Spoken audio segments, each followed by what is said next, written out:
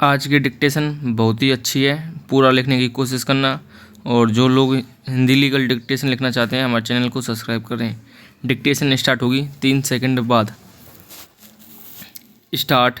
माननीय न्यायालय के समक्ष प्रस्तुत यह वाद एक महत्वपूर्ण दीवानी विवाद से संबंधित है, जिसमें वादी ने प्रतिवादी के विरुद्ध संपत्ति के अधिकार और कब्जे के संरक्षण हेतु आवेदन प्रस्तुत किया है। ब्राम। वर्तमान मामले में मुख्य प्रश्न यह है कि क्या वादी, जो कि विवादित संपत्ति का वैध उत्तराधिकारी होने का दावा करता है, प्रतिवादी द्वारा किए गए अवैध अतिक्रमण से सुरक्षा प्राप्त करने का पात्र है। विराम। वादी के अधिवक्ता ने अपने तर्कों में यह स्पष्ट किया है कि उक्त संपत्ति वादी के पूर्वजों द्वारा अधिग्रहित की गई थी और पिछले 3 दशकों से यह संपत्ति वादी के कब्जे में रही है। ब्राम।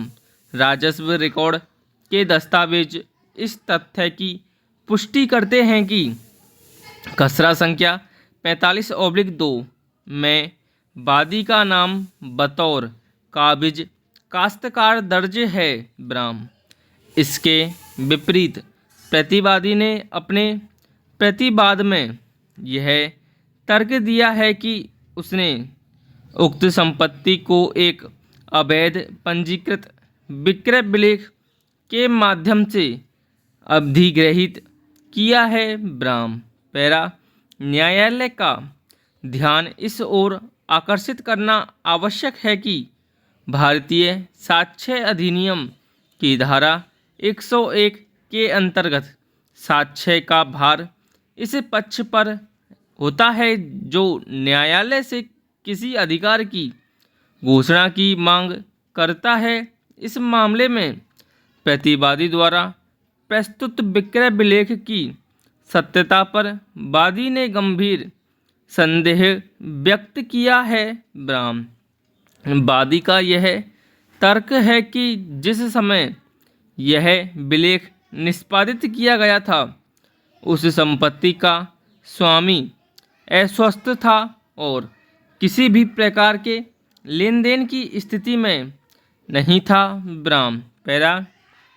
अतः यह न्यायालय इस निष्कर्ष पर पहुंचता है कि जब तक प्रतिवादी अपने विक्रय विलेख की सत्यता को फोरेंसिक जांच या अन्य साक्ष्यों के माध्यम से सिद्ध नहीं कर देता, तब तक यथास्थिति बनाए रखना ही न्याय के हित में होगा।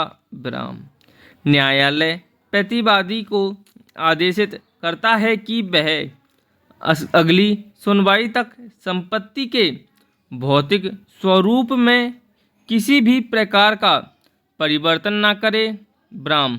इसके साथ ही न्यायालय का यह मानना है कि विवादित संपत्ति के सीमांकन हेतु एक कोर्ट कमिश्नर की नियुक्ति करना अनिवार्य है, ताकि वास्तविक कब्जे की स्थिति स्पष्ट हो सके।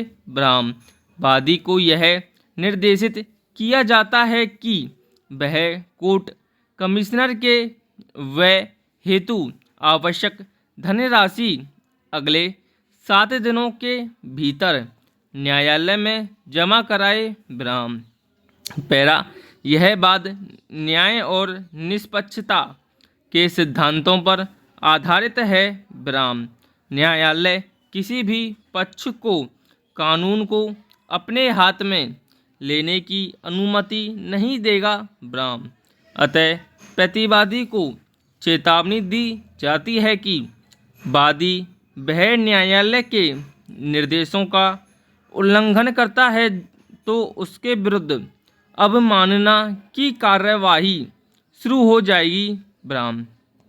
अगली सुनवाई के लिए आगामी माह की 15 तारीख नियत की जाती है। सभी संबंधित पक्षों को निर्देशित किया जाता है कि वे उस तिथि को अपने साक्ष्यों के साथ उपस्थित रहें। समाप्त।